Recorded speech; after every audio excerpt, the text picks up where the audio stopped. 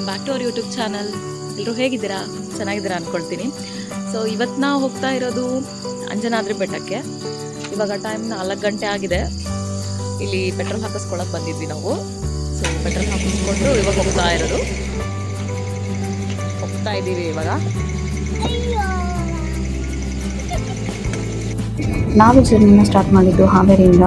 So ಹಾವೇರಿಯಿಂದ 230 kilometre ತೋರಿಸ್ತಾ ಇತ್ತು, around 3 hours 40 minutes journey. So ನಾವು ತಗೊಂಡಿರೋ ರೂಟ್ ಬಂದು ಹಾವೇರಿಯಿಂದ ಹುಬ್ಳಿ ಒಳಗಡೆ ಹೋಗೋದೇನು ನೆಸಸರಿ ಇಲ್ಲ. ಹೊರಗಡೆಯಿಂದ 5 kilometers ಇರೋವಾಗಲೇ ನಮಗೆ ಹೊಸಪೇಟೆದು ಔಟರ್ ರಿಂಗ್ ರೋಡ್ ಸಿಗುತ್ತೆ.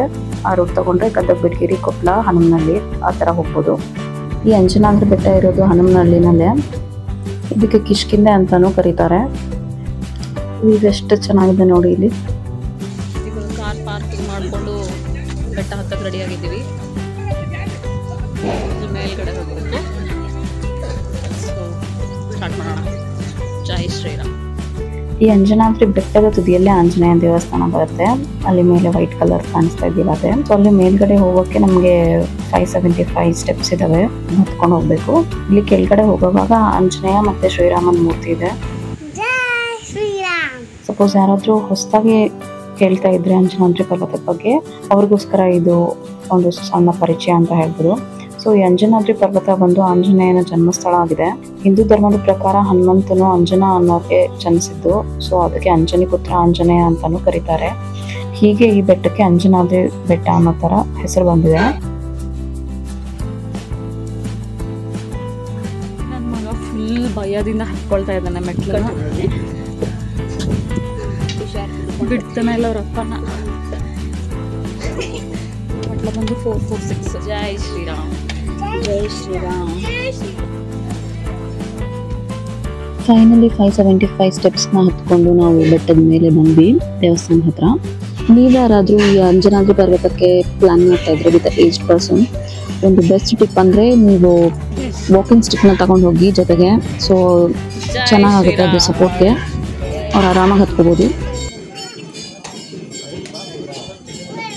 ನಾವಿನ್ನೇನು ಟೆಂಪಲ್ ಒಳಗಡೆ ಹೋಗೋಣ ಅನ್ನೋಷ್ಟಕ್ಕೆ ಇಲ್ಲಿ ಮಂಗಳಾರತಿ ನಡೀತಾ ಇತ್ತು. ಸೊ ದರ್ಶನನೆಲ್ಲ ಸ್ಟಾಪ್ ಮಾಡಿದ್ರು ಒಂದು 10 minutes.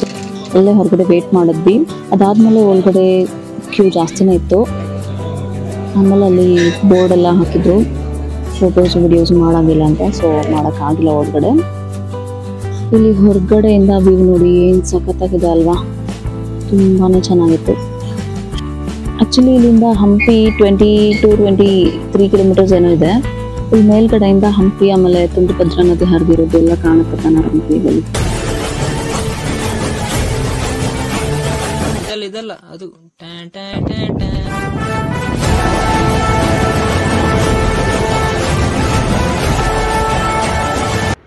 ಆಲ್ ಆಫ್ ಸಡನ್ ನಾವು ನೋಡ್ತಾ ಇರುವಾಗ ಸೌಂಡ್ ಬರ್ತಾ ಇತ್ತು. ಏನಪ್ಪಾ ಅಂತ ತಿರುಗಿ ನೋಡಿದ್ರೆ ಫುಲ್ಲು ಮಂಗಗಳ ಗುಂಪು.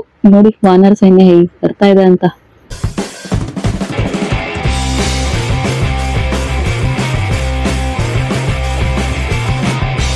ಇಲ್ಲಿ ನಮ್ಗೆ ಒಂಥರ ಮಂಗಗಳ ಹೈ ಜಂಪ್, ಲಾಂಗ್ ಜಂಪ್ ನೋಡೋ ತರ ಆಗಿತ್ತು. ಅಷ್ಟು ಭಯನೂ ಆಯ್ತು ನಂಗೆ ಆಕ್ಚುಲಿ. ಎಷ್ಟು ಹತ್ರ ಬರ್ತಾ ಇದ್ವಿ ಅಂದ್ರೆ ನೋಡಿ ಎಲ್ಲಿ ನೋಡಿದ್ರು ಮಂಗಗಳೇ ಕಾಣ್ತಾ ಇದ್ದಿದ್ದು ಅಲ್ಲಿ.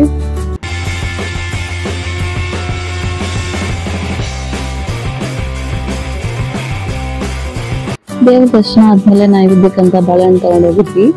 ಇನ್ನೇನದು ತಗೊಂಡು ಎಲ್ಲರೂ ತಿನ್ನೋಣ ಅನ್ನೋಷ್ಟಕ್ಕೆ ನಮ್ಮ ಮಮ್ಮಿ ಕೈಲಿರೋ ಪ್ಲಾಸ್ಟಿಕ್ನ ಕಿತ್ಕೊಂಡು ಕೈ ತಿಂತಾ ಇದೆ ನೋಡಿ ಬಾಳೆಹಣ್ಣಲ್ಲಿ. ದರ್ಶನ ಎಲ್ಲ ತುಂಬಾನೇ ಚೆನ್ನಾಗಾಯ್ತು. ಏನೋ ಒಂಥರ ಮನ್ಸಿಗೆ ನೆಮ್ಮದಿ ಅನ್ನಿಸ್ತು. ಇಲ್ಲಿ ನೋಡಿ ಮೇಲ್ಗಡೆ ಬಂದಿದ್ದು. ಶ್ರೀಯು ಹೆಂಗಿತ್ತು ಬೆಟ್ಟ ಹತ್ತೋದು ಇಳಿಯೋದು? ಚಿನ್ನಮ್ಮ ಚಲೋ ಇಲ್ಲ, ಯಾಕ ಹೆದರಿಕೆ ಆತ? ಆಂಜನೇಯ ಕೇಳ್ಬೇಕಲ್ಲ ನೀನು.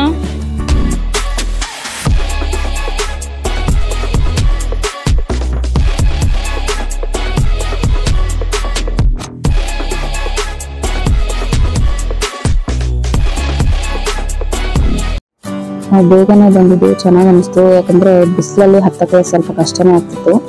ಬರೋವಾಗ ಆಲ್ರೆಡಿ ತುಂಬಾ ಜನ ಬರ್ತಾ ಇದ್ರು. ಇಲ್ಲಿ ಯಾರೋ ಅರ್ಶಿನ ಕುಂಕುಮ ಸೇವೆ ಮಾಡ್ತಾ ಇದಾರೆ. ಮೆಟ್ಲಿಗೆಲ್ಲ ಅರ್ಶಿನ ಕುಂಕುಮ ಹಚ್ಕೊಂಡು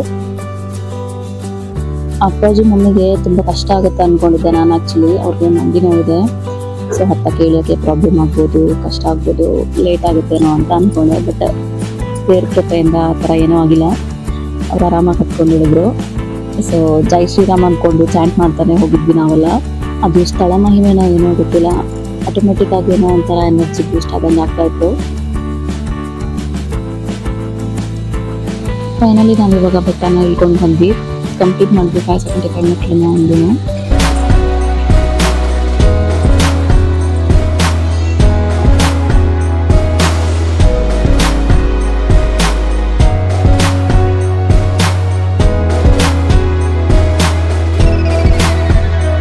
ಸೊ ಇದಾಗಿತ್ತು ಇವತ್ತಿನ ಬ್ಲಾಗ್ ಅಂಜನಾದ್ರಿ ಬೆಟ್ಟದ್ದು. ನಿಮಗೆಲ್ಲ ಇಷ್ಟ ಆಗಿದೆ ಅಂದ್ಕೊಳ್ತೀನಿ. ಇಷ್ಟ ಆಗಿದ್ರೆ ಪ್ಲೀಸ್ ಲೈಕ್ ಮಾಡಿ, ಶೇರ್ ಮಾಡಿ, ಕಮೆಂಟ್ ಮಾಡಿ, ಹಾಗೆ ನಮ್ಮ ಚಾನಲ್ಗೆ ಸಬ್ಸ್ಕ್ರೈಬ್ ಮಾಡಿ, ಸಪೋರ್ಟ್ ಮಾಡಿ. Thank you for watching. See you in the next blog. Bye.